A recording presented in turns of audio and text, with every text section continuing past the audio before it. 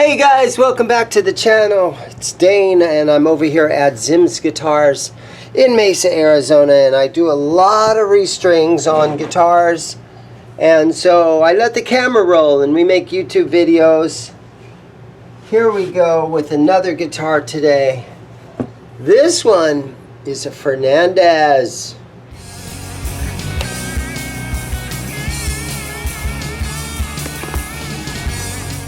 Okay, so take my string winder. Let's pull these old strings off of here. So this is sort of a Fender style tremolo that's on this one. So there's no locking nut or anything that we need to worry about too much right here. We'll just go ahead and pull these old strings off real quick. There's a lot of dirt on these strings. You run your finger underneath them like this and you can feel the dirt. But overall, the body on this guitar seems to be in real nice shape. A lot of times you get a lot of scuffs and scratches and dents down around the bottom here. But this one looks to be in really nice condition. Okay, so we've got a restring here.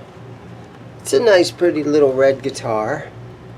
And it looks like, what does that say? That says let me read this. A Brawley guitar. Okay, we've got a Brawley to restring. Let's get these old strings off of here. Okay, so a Brawley. I haven't seen too many of these before, but it does sound familiar. And this guitar came in with no springs on the claw. So we can put a couple of springs in there. So let's see what I got here. Okay. Huh. There we go, there's one of them. Oh, there's two of them. And then we got a nice shiny one. Sometimes I do something like this. I'll take this straight screwdriver that's kind of long and skinny, and I'll do one of those kind of things to get that on there. So there we go. We got some springs on it. So it's got kind of a cool modern sort of carve to it. And it does have a it does have an old price sticker on here from '07. And then it's got what looks like a grease pencil. And so I'm gonna guess this guitar came out of a Goodwill or some sort of a thrift store, but I'm gonna guess it's a Goodwill find. That's kind of cool. I get a chance to fix something up that's been in a Goodwill for a long time, and it almost looks like it hasn't been restrung since it was in that Goodwill. I'm gonna try to clean this off of there with that. A little bit of this on a rag. Okay, and then I'll close it back up, and then we're going to see what happens when I scrub that off there. And then the residue from that price sticker that was on there. Look how nice that got that grease marker off of there, right? So that's, we're off to a good start. Overall, it's in pretty good condition as far as its paint job. It does have like this German carve all the way around it, which is very unique.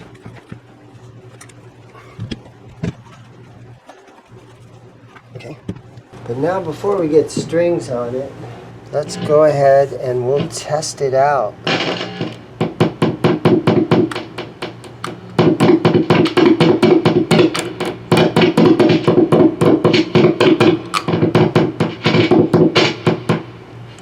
Seems good. A little bit of scratchiness right there.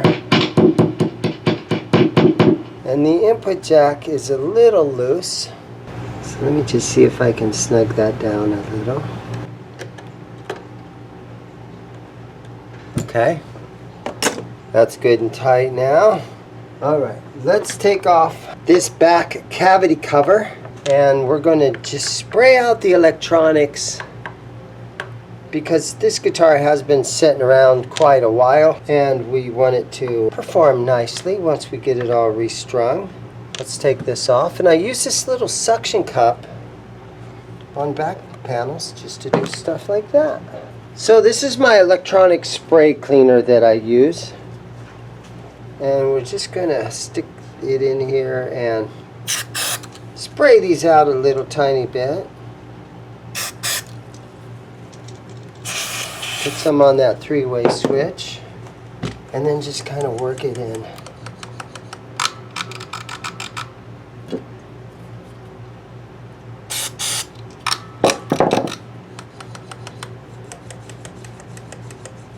There we go. So now I'm looking at these saddles, and they seem to be sort of out of position. So I'm going to just kind of eyeball it for now on where saddles usually sort of set for being close to being intonated. It almost looks like this was strung up lefty. That looks better. Inspected by Brawley. That's back on there. Now let's just lay the guitar down flat, and we'll just double check these neck bolts to make sure that they're in and they're nice and tight. And those two seem fine.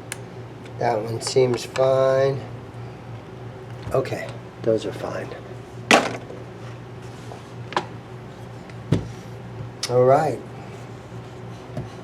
Let's take my fret guard, and we're just going to take some 1000 grit sandpaper, and I just go ahead and I just lightly hit these frets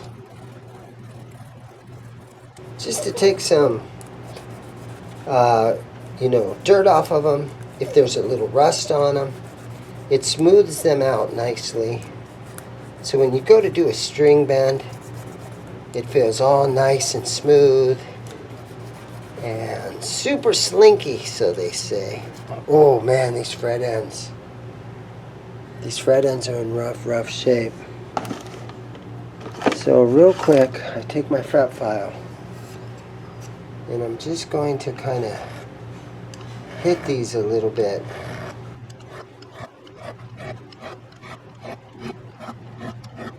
Oh yeah, these these babies are in tough shape. There's a lot of fret sprout going on, but if I can knock it out here in a few minutes and just help it out a little bit, I'm happy to do it, especially on an old guitar like this that has no fear of, doing any extra damage. I'm not trying to damage the binding or anything. Just trying to get rid of a little of that fret sprout. That's a little better. Okay, so some more sandpaper, wet dry stuff. Just rub it along the edge here, just to smooth that out. So when a girl brought this guitar in, so when she's playing this guitar, she doesn't cut her hand.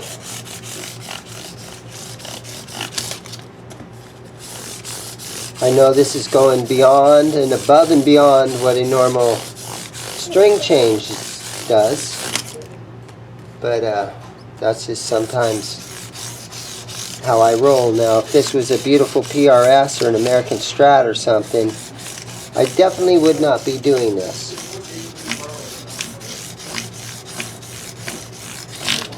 Okay? But let's just take a look at that. See? Just to try to make that feel better, and it does. It's not going to cut her now, so we're in good shape right there. So a little bit of lemon oil on the fretboard.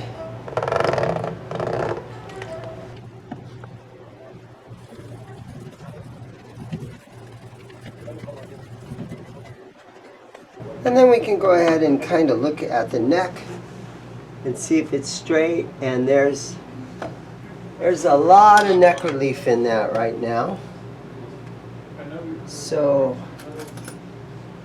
I think I'll get in here and just try to snug the truss rod a little. It seemed really loose right there.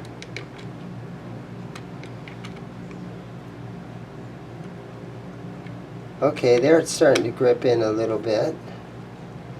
And right there it started to tighten a little bit. Okay. So now let's take a quick look. Oh, that looks way better. We have just a little bit of back bow right here at the 2nd fret. So I think that's going to help the playability of this guitar. After I get the strings on it, I'll take a second look and see if it plays good. If it starts to fret out a little bit up here at the 1st or 2nd or 3rd fret, then I'll have to loosen that truss rod a little tiny bit. But I think as of right now, we're ready for strings, and we'll try to figure out if these are locking tuners or what are going on with these tuners. Today's string choice. Hey, today's string choice. Super Slinky, 9 through 42. Ernie Ball, the pink pack, my favorite strings. Okay, first, I'll snug these down. Alright, let's see what happens here.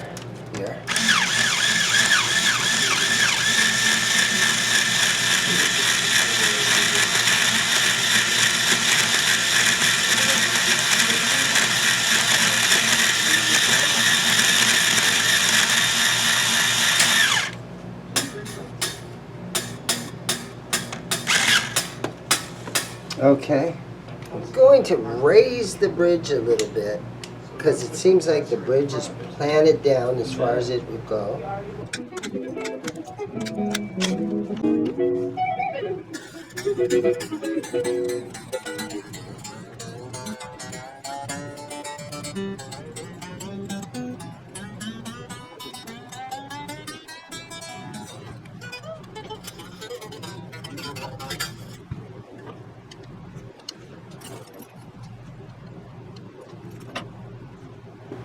Okay, let's go ahead and we'll put the back panel back on it. The dust cover. Basically what it is.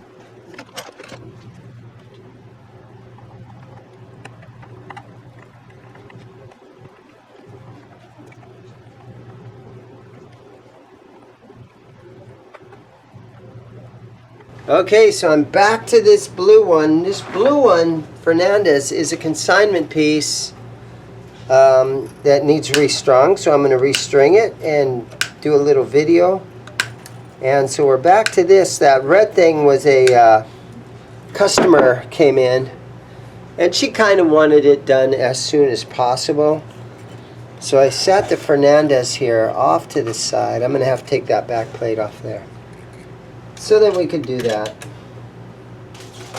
and get that red thing out of here real quick like. Fernandes, made in Japan. I'm not sure exactly what year this one is, but I will do some online research and try to figure that out. My guess is it's probably early 2000s, so she's probably getting very close to being 20 to 25 years old. And that's the thing about a guitar. That's why they hold their value, because, you know, if you buy a car 25 years later, it's not going to be worth much money. You know, unless it turns out to be some sort of a classic Camaro or something. But in the guitar market, sometimes a 20-year-old guitar is not very old. And if it's been well taken care of, a lot of times they go up in value. So that's one reason why it's unfortunate to say, but a lot of people steal guitars because guitars hold their value. Look at the size of those springs on there. Those things look big to me. So here's a regular spring. Are they bigger? They look bigger to me. I think those things are a little bit fatter.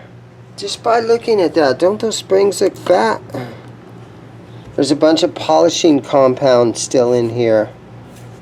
When you see all this white stuff everywhere, that's polishing compound. And so I like to get some of that out of there if I can. I take a rag and put some Windex on it and try to get in there and get the polishing compound out. I love to see a guitar that's all nice and clean. It's one thing that I liked about the PRS Silver Sky is that this never had a backplate on it, and the finish inside here was beautiful, just like the outside of a guitar. I always thought that was such a cool look. But yeah, this thing's got some big fat springs in it. So before we get too much further, let's test the electronics.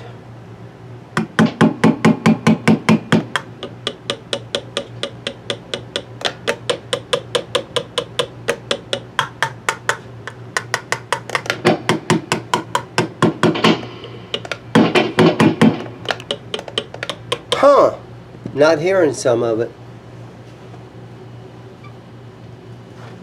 Let's put a little bit of spray in here and see if it's just maybe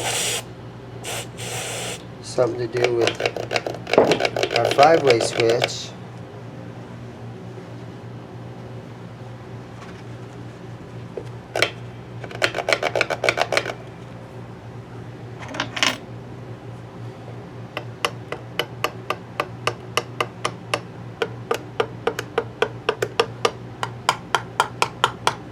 Maybe.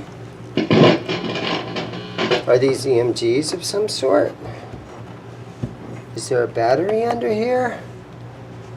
Okay, well, guess we're going to have to take this pick guard off and see what's going on under here. Okay, so let's see what we got underneath here.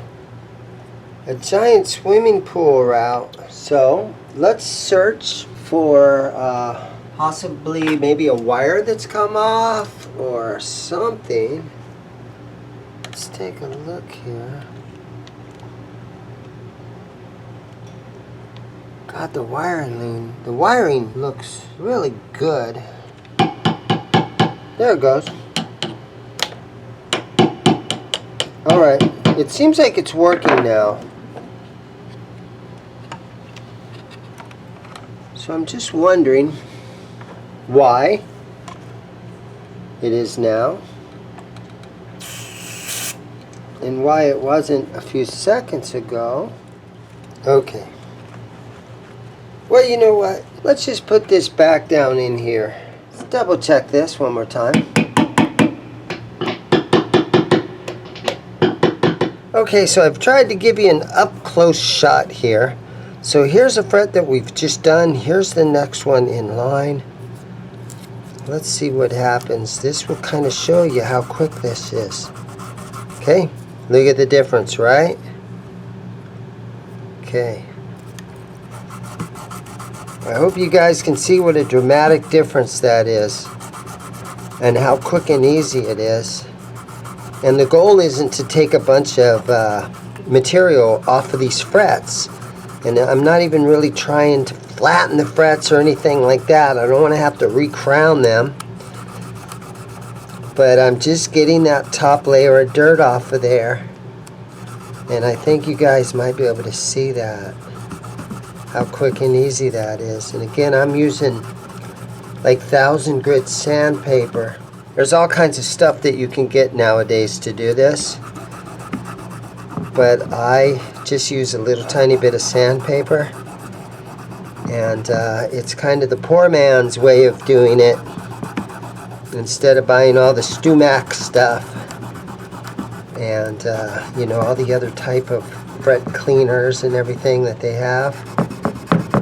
And I think I get really good results with this, and I don't recall ever doing any kind of damage to any of them.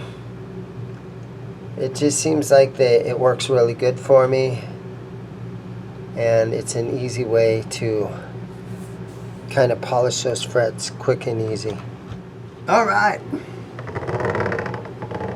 a little bit of lemon oil on there. This is only necessary when you have like a rosewood neck. On maple, you don't usually have to do anything like this. Maple doesn't clean up the same way. So just to shine it up, let some of that soak into that wood. Wipe off all the excess. It cleans it at the same time. The fret ends on this guitar feel pretty good. I don't see any reason to mess with that. So, what's next? Strings. Here we go. Today's string choice. Today's string choice. Ernie Ball Super Slinky. 9 through 42s. My favorite pack of strings. Let's put these things on here. Fernandes. Made in Japan Fernandes. I got a lot of Japanese stuff in right now. If any of you guys are looking for older made in Japan stuff, I have a lot of it. Fernandes, Aria Pro. I got a couple Gracos down here. Got some Ibanez. I got some old Yamaha stuff. There is an old Nirvana video where right when they were coming up, early in their career, Kurt Cobain was playing a left-handed Fernandes. So these things, being from Japan, you know, up in Seattle, that's the closest port. So they got some Japanese stuff up in Seattle, and Kurt Cobain happened to buy a little Fernandes. If you guys are this far into this video, thank you very much for watching.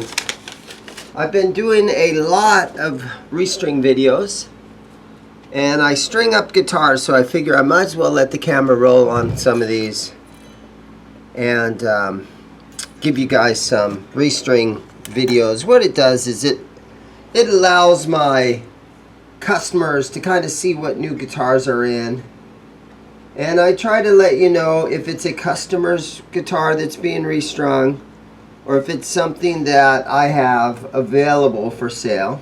And we're getting so many restrings, sometimes we're starting to put 2 or 3 different guitars in the same video. You guys have been very supportive of the shop. You guys are buying ZIMM'S Guitars t-shirts, which I really appreciate. I have some available here in my store, and I also have a link in the description down below where you can get one from Teespring. So if you guys are so inclined, pick yourself up a t-shirt. It helps to support the store, support the YouTube channel. I'm a very, very small channel. I did hit a milestone though the other day. I got up to 7,000 subscribers. And yeah, it's good, but it's very, very tiny. Very tiny compared to some of those YouTubers out there. But it's serving a great purpose for me. You guys are helping me by watching this. You guys are promoting my shop. You guys are helping me make a living trying to flip guitars in a brick and mortar guitar shop in lonely old Mesa, Arizona. Just on the east side of Phoenix, Arizona. So you guys are really helping out by watching, supporting the channel. We don't have too many of these brick and mortar guitar shops in the world anymore. They're pretty much all gone. But I'm having a great time having my store. I love restringing guitars, and I love flipping guitars, and I love seeing the crazy cool guitars that come into the store.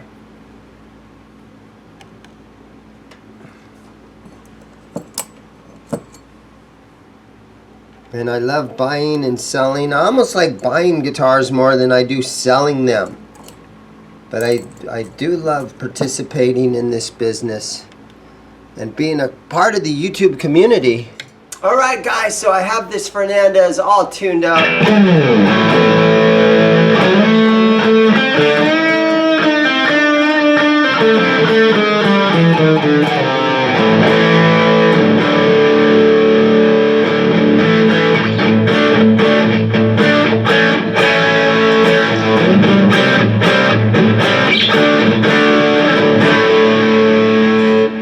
I've got a lot of Japanese stuff on consignment right now. Fernandes Area Pro,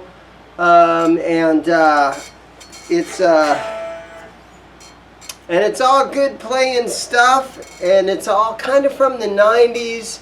Really hard to find stuff out here in Phoenix, and but they're great guitars. They really are great guitars.